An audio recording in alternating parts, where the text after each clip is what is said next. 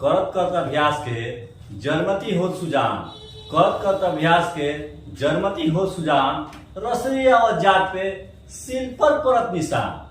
यानी अभ्यास करने से कुछ भी संभव है, क्योंकि रस्सी के आने जाने से पत्थर पर निशान पड़ जाते हैं। इसलिए परिश्रम से कुछ भी संभव हो सकता है।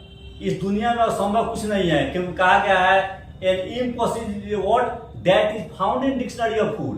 असंभव एक शब्द है जो मूर्खों के शब्द में उसमें पाया जाता है। इसलिए मेहनत के बल पर आप हर चीज को हासिल कर सकते हैं। आज स्टूडेंट आप लोग को हम प्रीपोजिशन पढ़ाएंगे। इस जमाने में इंग्लिश का काफी महत्व है, क्योंकि कहा गया है English must for all the student would like to prepare for any competitive examination. हर कॉम्पिटिटिव एग्जामिनेशन के लिए इंग्लिश महत्वपूर्ण है। इसलिए आज आप लोगों को प्रीपोजिशन पढ़ाएंगे कि क्या डिफिनेशन है प्रीपोजिशन का, what is definition of preposition. Preposition होता है क्या?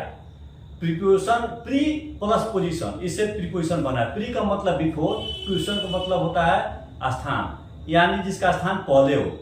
इसको ऐसा डिफाइन करेंगे, और preposition word which placed before a noun और pronoun to show its relation to some other words in the sentence. उसको हिंदी में ऐसे कहेंगे कि पोजीशन उस शब्द को कहते हैं जो नाउन या प्रोनाउन के पहले आता है, और उस नाउन और प्रोनाउन का संबंध वाक्य के दूसरे शब्द से कराता है।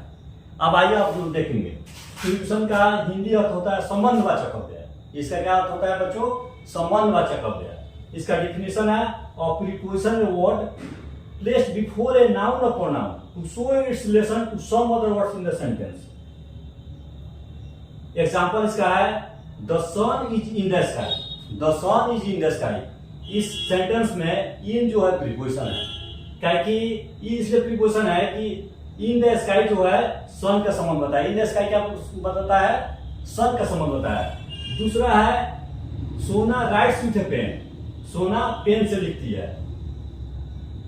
इसमें विथ ए पेन जो है राइट्स का संबंध बताता है। क्या संबंध बताता है? विथ ए पेन राइट्स का संबंध बताता है।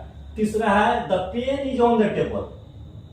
पेन इज टेबल पर पेन है, यानी ऑन द टेबल जो है क्या संबंध बताता है? पेन का संबंध बताता है। चौथा सेंटेंस है Ram goes to him. To him जो क्या संबंध बताता है? गोज का संबंध बताता है। यानी ये नाउन या प्रोनाउन के पहले आ रहा है, और उसका संबंध वाक्य के दूसरे शब्द से कराता है। वही प्रीपोजिशन है। इंग्लिश में प्रीपोजिशन को स्ट्रक्चर वर्ड भी कहते हैं। दूसरे शब्द में प्रीपोजिशन को हम क्या कहते हैं? स्ट्रक्चर वर्ड भी कहते हैं।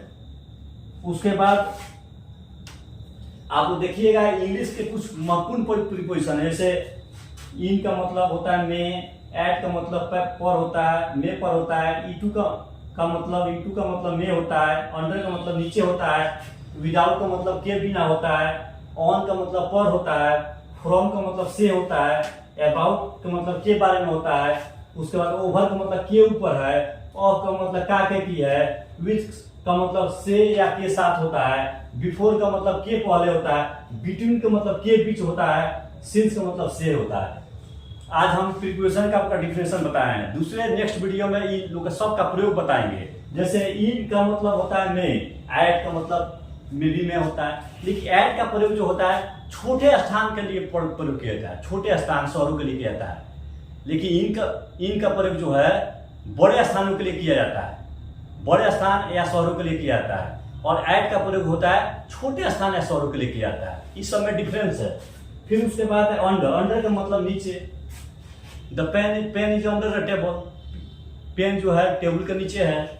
फिर उसका मतलब विदाउट के बिना, मैं तुम्हारे बिना नहीं रख सकता है। I can't live without you, मैं तुम्हारे बिना नहीं रख सकता हूँ।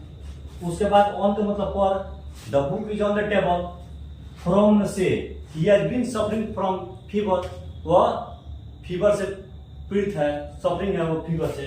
अबाउट का मतलब के बारे में। I don't know about you, मैं तुम्हारे बारे में नहीं जानता हूँ। उसका मतलब ओवर के ऊपर, यानी the fan is over my head.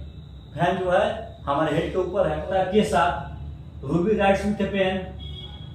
Before मतलब के पहले। Ram is sitting before you. Between मैंने के बीच। Ram is sitting between Ram and Shyam. इसके बाद आप लोग को नेक्स्ट वीडियो में हम प्रीपोजिशन का कैसे यूज होता है सबके बारे में बताएंगे। सबसे पहले हम इन का, एट का, बिफोर का, बिटवीन का, बिटवीन एवं क्या डिफरेंस है वो बताएंगे आप लोग को। उसके बाद आप लोग को बताएंगे अंडर का प्रयोग है, किस किन स्थानों में अंडर का प्रयोग होता है, किन किन स्थानों में फॉर का प्रयोग होता है, किन किन स्थानों पर कहाँ कहाँ सिंस का प्रयोग होता है। उसके बाद आप लोग को बताएंगे कि कहाँ पर अगेंस्ट का प्रयोग होता है। उसके बाद और सब जितने प्रीपोजिशन महत्वपूर्ण सबका धीरे धीरे यूज बताएंगे। जब तक जय हिंद जय भारत।